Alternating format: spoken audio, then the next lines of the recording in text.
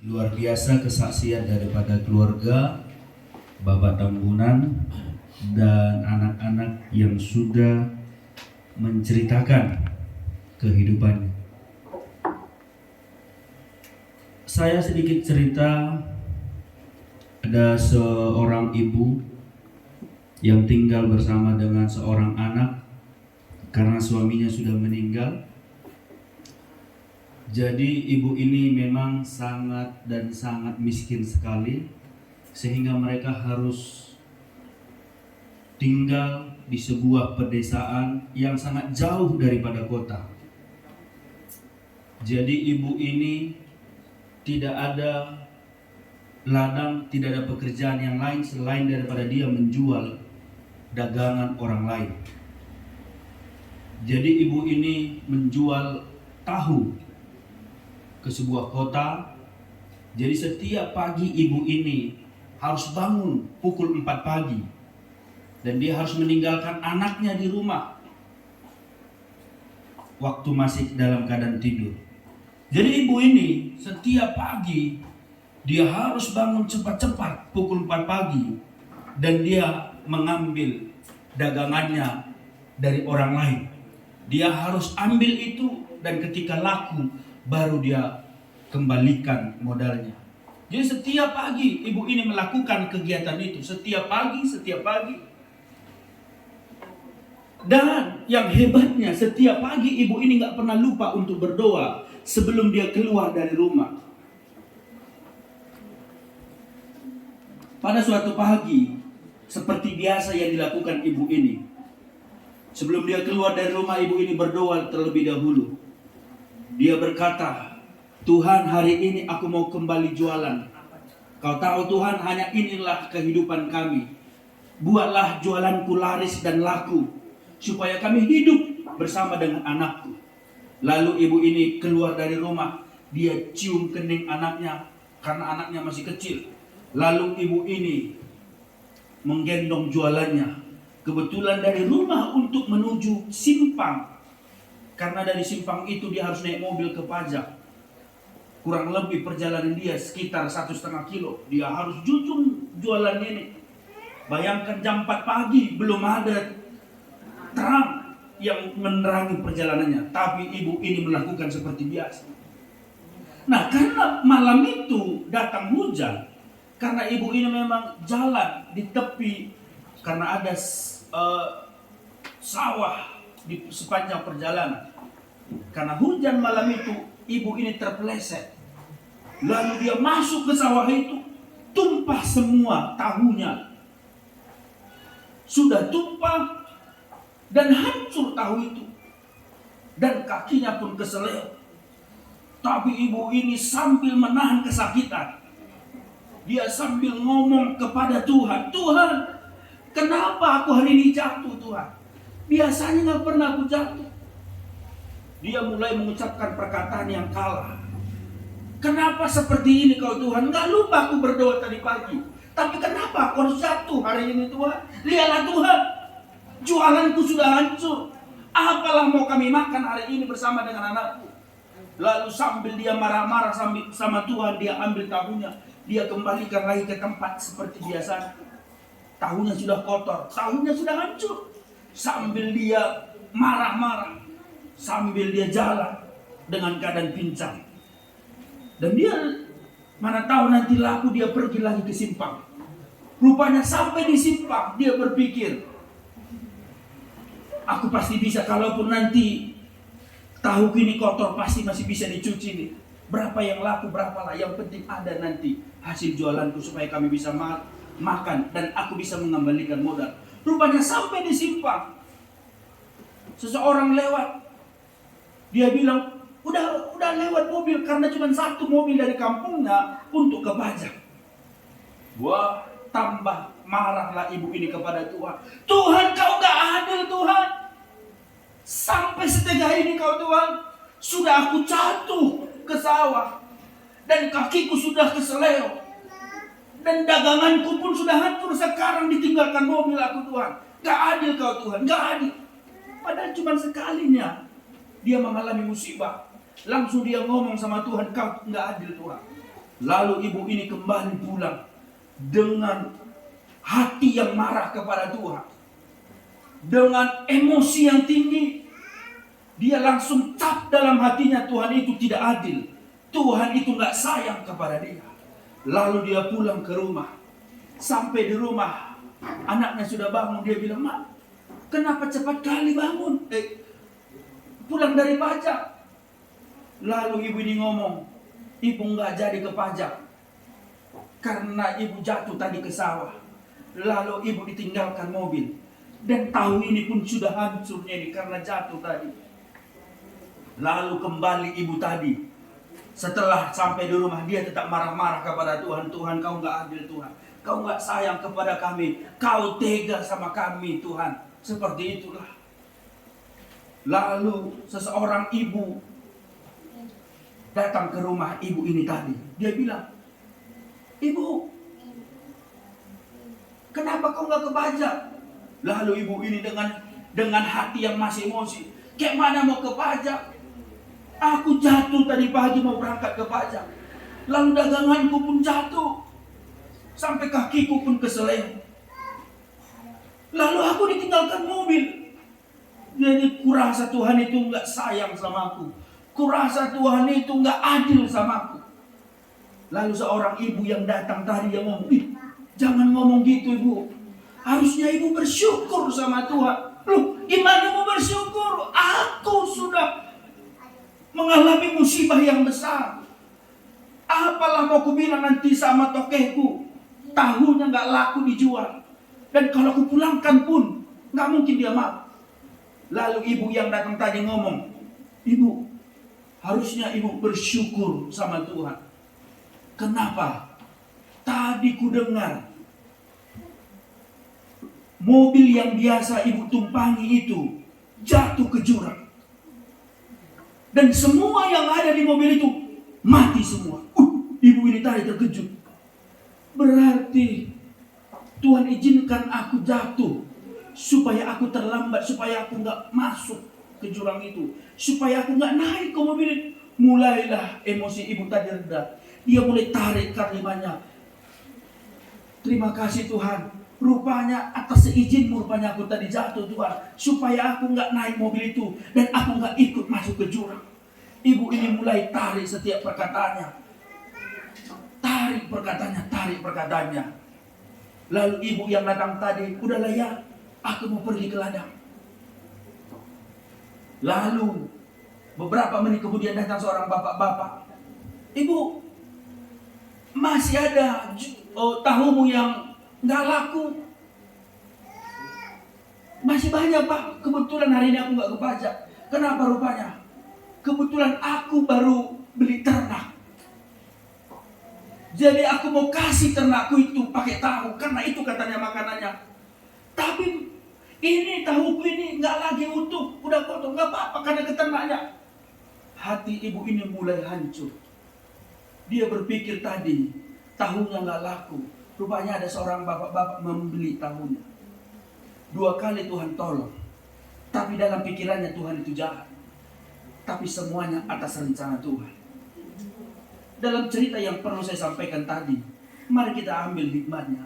Bahwa setiap apapun yang terjadi, tidak ada lepas daripada seizin Tuhan. Amin.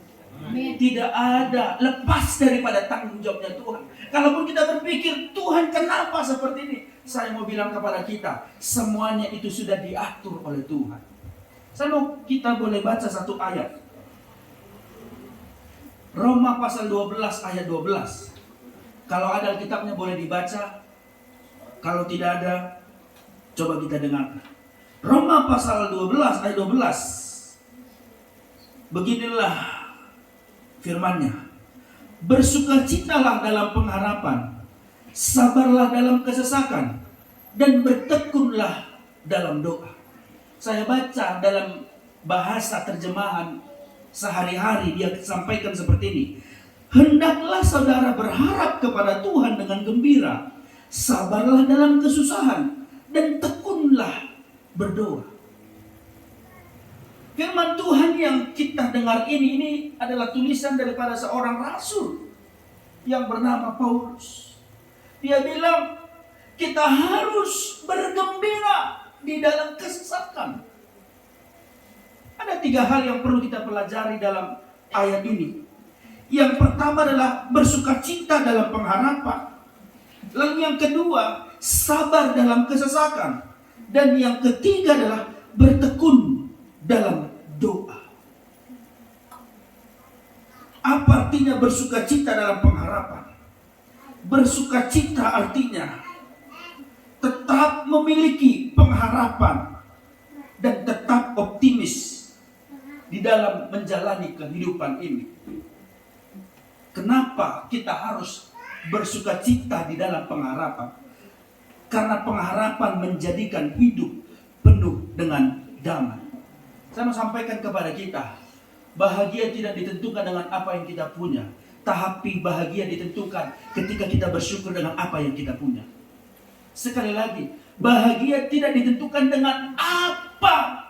Mungkin orang lain yang mungkin sehebat orang lain, dia punya A, punya B, punya C, tapi kita nggak punya. Tapi ketika kita bersyukur dengan apa yang kita punya, maka itu adalah letak kebahagiaan. Bersukacitalah dalam pengharapan. Sama seperti seorang ibu ketika dia sedang menunggu sesuatu hal yang sangat dia idam-idamkan. Selama ini yang mungkin bertahun-tahun dia inginkan seorang anak yang sebentar lagi akan lahir. Sebenarnya kalau ditanya sakit, sesak, menderita. Tapi kenapa di balik itu ada kebahagiaan? Kalau ditanya kenapa dia berbahagia? Karena itu adalah buah hatinya. Semua terasa hilang. Saya mau sampaikan, kenapa Tuhan bilang bersukacita dalam pengharapan? Karena lewat pengharapanlah kita akan mendapatkan sesuatu yang dijanjikan oleh Tuhan. Amin. Jangan pernah berpikir bahwa kesesakan itu adalah sesuatu hal yang membuat kita semakin menderita dalam hidup ini. Tapi kesesakan akan membuat kita menantikan janji-janji Tuhan yang Tuhan sudah janjikan dalam hidup kita. Yang kedua, sabar dalam kesesakan. Kesesakan berbicara tentang kesukaran. Kesesakan berbicara tentang kepicikan. Artinya, orang yang sabar adalah orang yang tidak cepat marah. Orang yang sabar adalah orang yang tidak cepat putus asa. Dan orang yang sabar tidak cepat patah hati. Sama seperti keluarga Pak Tambunan dan Ibu tadi. Tidak ada keluh kesah yang dia ceritakan. Tidak ada pertolongan yang diceritakan. Semuanya selalu berbicara tentang aku masih menaruh harapan kepada Tuhan. Aku masih menaruh pengharapan kepada Tuhan. Banyak orang ketika susah selalu mengharapkan sesuatu hal dari manusia. Tapi sepanjang jalur cerita tadi tidak ada diceritakan keluh kesah. Tapi sebaliknya dia selalu menaruh harapan kepada Tuhan.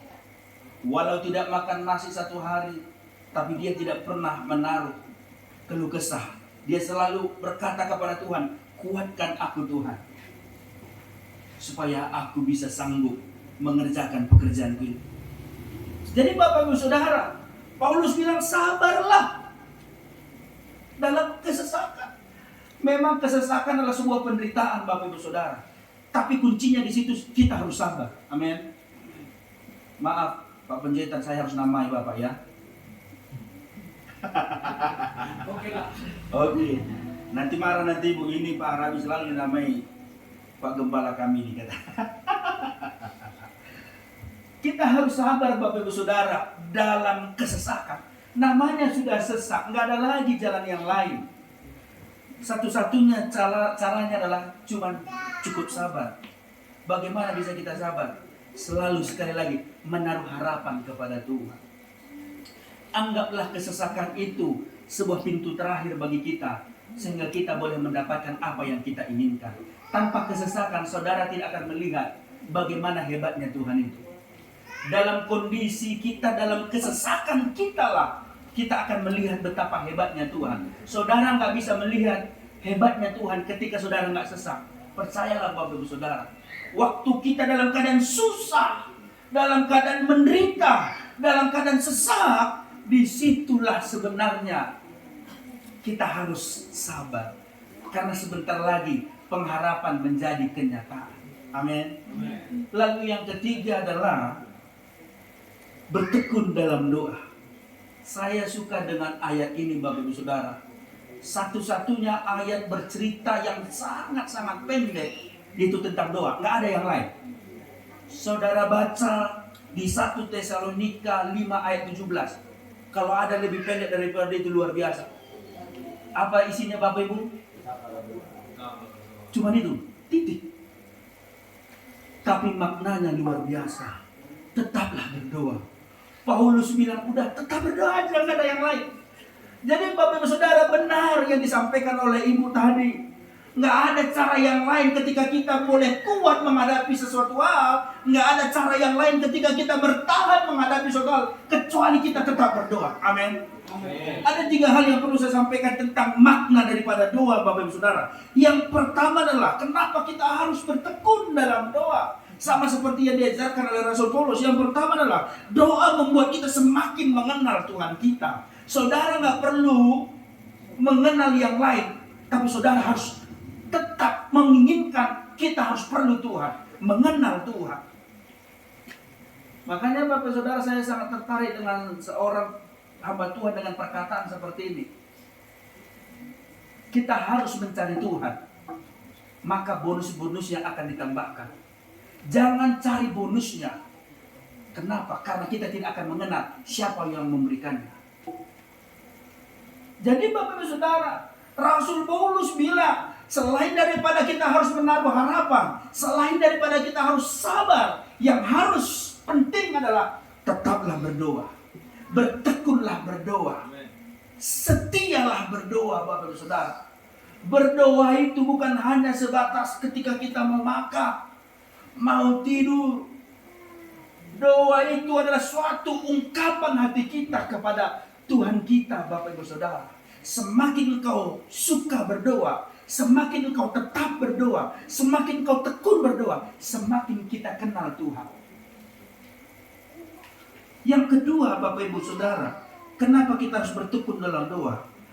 Karena lewat doa kita sedang berkomunikasi dengan Tuhan. Kita sedang cerita kepada Tuhan.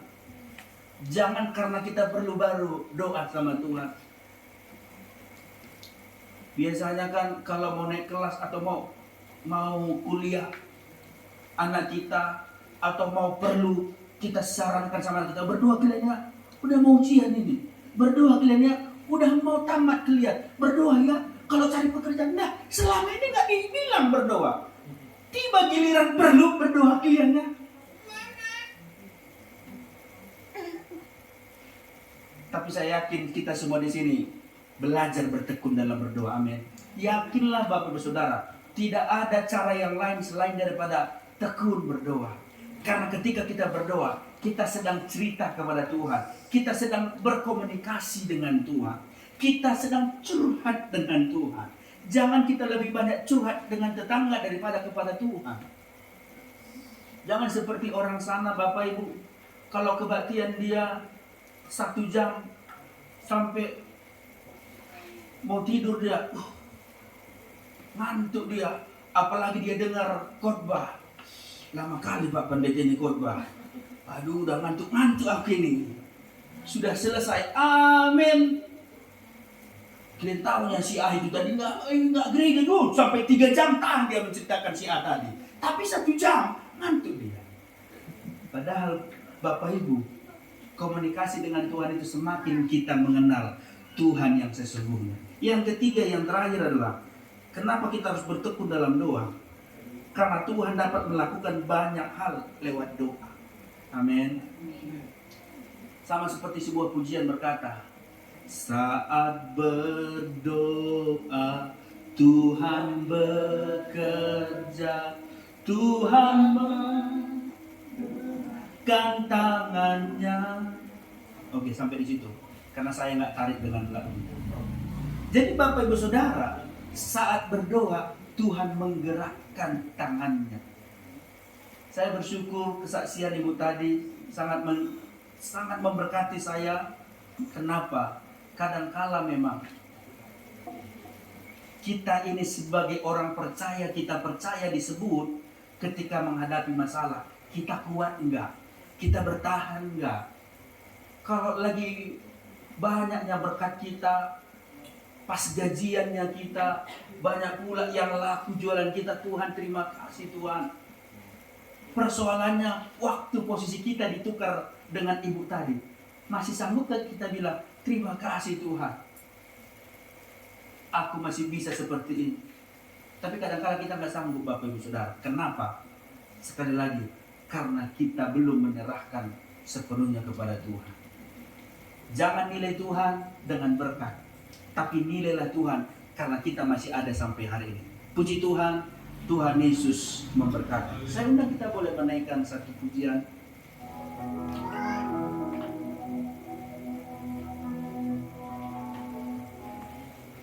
Saat berdoa.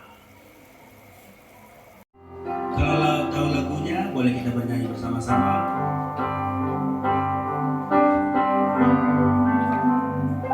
Saat berdoa, Tuhan bekerja, Tuhan menggerakkan tangannya. Doa melakukan yang tak mungkin bagiku. Doa membukakan tingkap langit. Sekali lagi katakan dari awal, saat berdoa. Saat berdoa, Tuhan bekerja, Tuhan menggerakkan tangannya. Doa melakukan yang tak mungkin bagiku. Doa membukakan tingkap langit bagiku. Tiada yang mustahil bagiku. Tiada yang tak mungkin bagiku. Dulu, sekarang, sampai selama-lamanya, Tuhan Yesus berkuasa. Tiada yang mustahil bagimu. Tiada yang tak mungkin bagimu. Dulu, sekarang, sampai selama-lamanya, Tuhan Yesus sekali lagi katakan, tiada yang mustahil bagiku. Tiada yang tak mungkin bagimu. Dulu, sekarang, sampai selama-lamanya, Tuhan Yesus berkuasa. Terima kasih Tuhan. Kami percaya tiada yang mustahil bagi Tuhan. Saat kami berdoa, maka Tuhan yang bertindak atas kami, Tuhan. Hidup inilah sebuah perjuangan. Hidup inilah sebuah tindakan yang harus kami lakukan. Terima kasih buat keluarga Bapak Tambunan yang sudah hadir di tempat ini. Dengan apa yang mereka sudah saksikan bagi kami dan bagi orang-orang yang mendengarkan kesaksian ini, biarlah ini menjadi motivasi bagi kami sehingga tidak ada sesuatu hal yang membuat kami berhenti untuk melangkah. Karena kami tahu Tuhan, di balik daripada sebuah perjuangan ada sesuatu hal yang Tuhan sediakan bagi kami. Mungkin pintu tertutup, mungkin pintu sudah tidak ada lagi, tapi ini saatnya kami berdoa kepada Tuhan. Karena kami tahu Tuhan kami adalah Tuhan ahlinya mengubah segala sesuatu yang sulit menjadi mudah. Berkati keluarga Bapak Tambunan, Tuhan campur tangan atas mereka, tambahkan iman kepercayaan mereka, sehingga mereka tetap menaruh harapan kepada Tuhan. Kami yakin dan percaya setelah kehadiran mereka dari tempat ini, ada sesuatu yang berubah dalam hidup keluarga mereka. Atas keluarga ini nama Tuhan akan dipermuliakan. Banyak orang-orang akan diberkati atas kesaksian hidup mereka, Tuhan. Berkati anak-anak, khususnya anak mereka. Mujizat Tuhan mengalir atas anak-anak mereka, Tuhan. Kami yakin dan percaya, Tuhan, tidak ada yang mustahil bagi Tuhan. Tidak ada yang mustahil bagi Tuhan. Engkau sudah mati bagi kami di kayu salib untuk menanggung segala sakit penyakit kami. Oleh karena itu, Tuhan, jadilah seperti iman mereka. Jadilah seperti iman mereka. Terima kasih Tuhan Yesus. Setiap kami yang hadir di tempat ini, Tuhan berkati setiap kami. Kami tahu hidup ini adalah sebuah pengharapan. Hidup ini adalah sebuah iman kepada Tuhan. Ketika kami menaruh harapan kepada Tuhan, kami yakin dan percaya Tuhan tidak akan pernah mengecewakan kami. Dalam nama Tuhan Yesus kami bersyukur dan kami berdoa. Semua kita yang sudah diberkati, kita boleh bersama katakan amin. Saya persilakan buat Pak Host yang memimpin acara kita. Untuk kita yang hadir semua di sini, tadi ada sebagian kawan kita memang sudah beli sesuatu gitu. Tapi ini pun bisa kita artinya saling berbagi, tali kasih lah. Kita memberi pun tidak berat, mereka pun menerimanya ya dengan senang hati gitu. Tidak dipaksa, tapi dari ketulusan, keikhlasan kita. Oleh karena itu, keluarga Pak Tambunan harap hadir ke depan ini beserta anak-anak semua. Artinya kita membuat ini supaya orang di luar sana pun walaupun tidak ke keluarga Pak Tambunan, tapi ada hati untuk mau saling berbagi. Sini aja, bisa dulu ya. Nah, sini. Oke. Ya, jadi kalau ada tadi udah bawa sesuatu dalam bentuk apapun, baik itu barang, baik itu kebutuhan pokok, baik itu uang, ya. Ini waktu dan kesempatan kami berikan. Oh, ada dispenser. Luar biasa.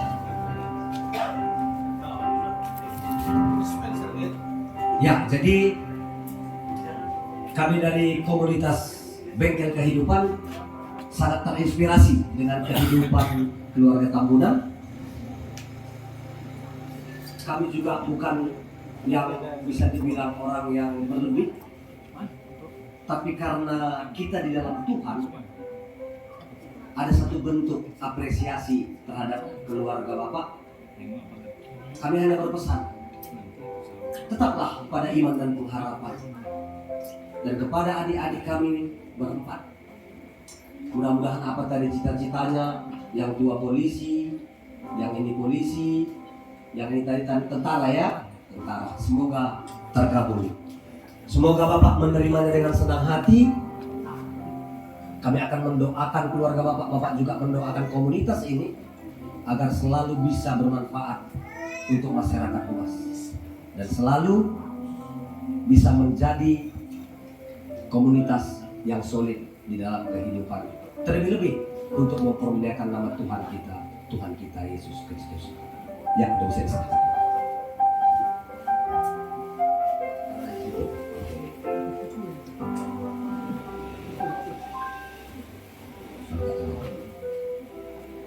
Jangan lihat dari besar kecilnya Pak, tapi lihatlah dari keikhlasan hati kami untuk memberikannya. Ya, kalau ada yang lain bisa memberikan apapun, nggak masalah. Masih diberikan waktu. Adik-adik atau teman-teman yang ya, lain yang mau apa-apa memberi bantuan seikhlasnya ya, untuk kita keluarga Bapak waktu hanya 3 menit dari sekarang. Luar biasa. Luar biasa. Terima kasih Pak. Semoga bertambah rezeki. Yang mau kasih kekuatan juga boleh, nggak Boleh. harus ngasih Ya. bantuan sambil bersalaman. Sambil bersalaman kasih bisa kekuatan. kasih kekuatan. Iya. Kasih kekuatan pun bisa. Sehat-sehat dek, sehat-sehat bu. Untuk sambil bersalaman juga. Oh. Ayo kita sama-sama bersalaman sama keluarga Bapak Tabunan. Ya, inilah bentuk care dari komunitas bengkel kehidupan untuk teman-teman kita yang ada di luar sana yang mungkin hidup mereka berjuang, dan kita berdoa semoga mereka sehat-sehat saja.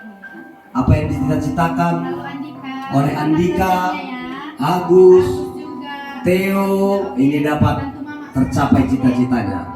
Jangan lupa bantu mama ya, cuci piring, ngepel, dapur rumah, luar biasa.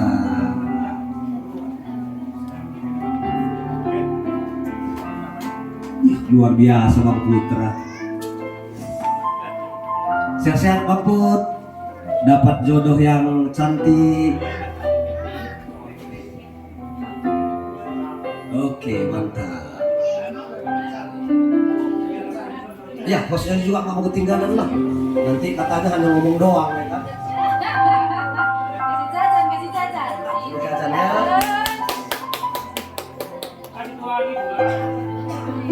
Sama adek. Sama mama dan sama bapak ada lagi ya. Hostnya juga semakin banyak berkahnya ya. Tolong diangkat Bang Put. Oke, udah bisa duduk ya.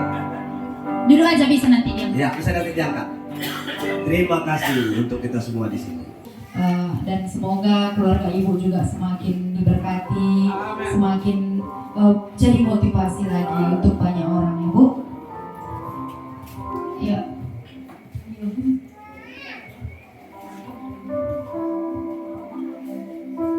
Bangkit yuk, bangkit yuk, bangkit.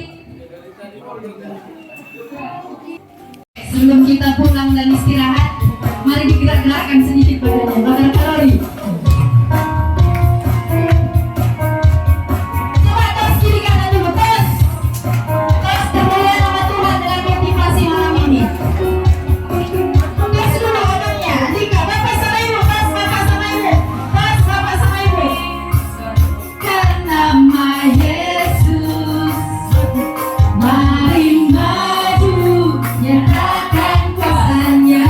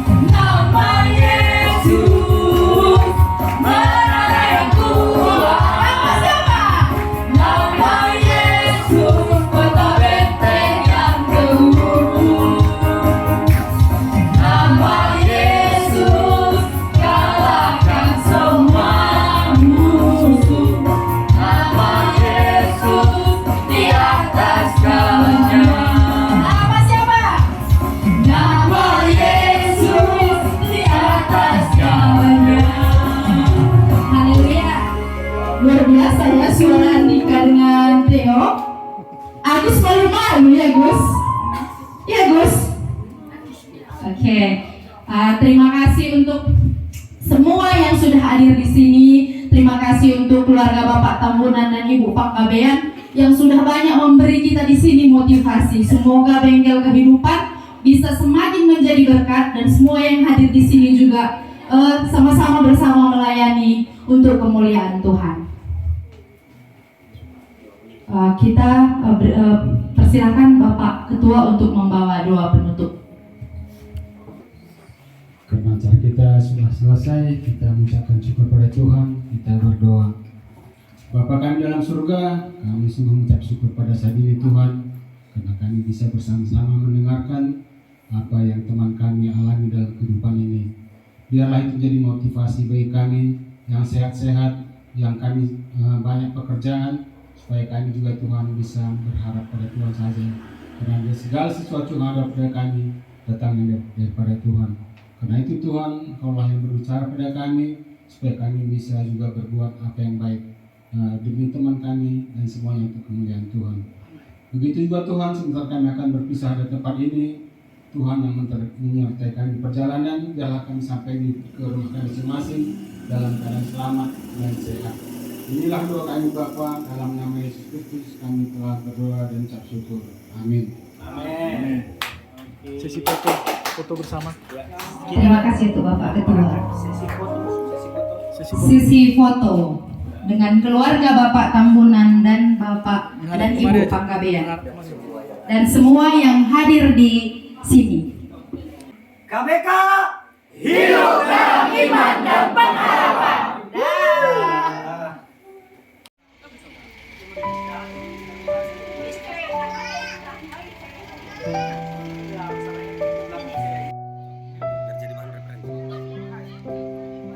video.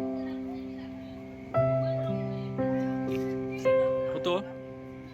Dari semula Tapi pijar kau pula semua orang. tetapkan hidupku dalam tanganmu, dalam rencanamu Tuhan. Rencana indah telah kau siapkan bagi masa depanku yang penuh harapan. Semua baik, semua baik. Apa yang telah kau perbuat di dalam hidupku. Oke. Semua baik, sungguh terang amat baik. Kau jadikan hidupku berarti.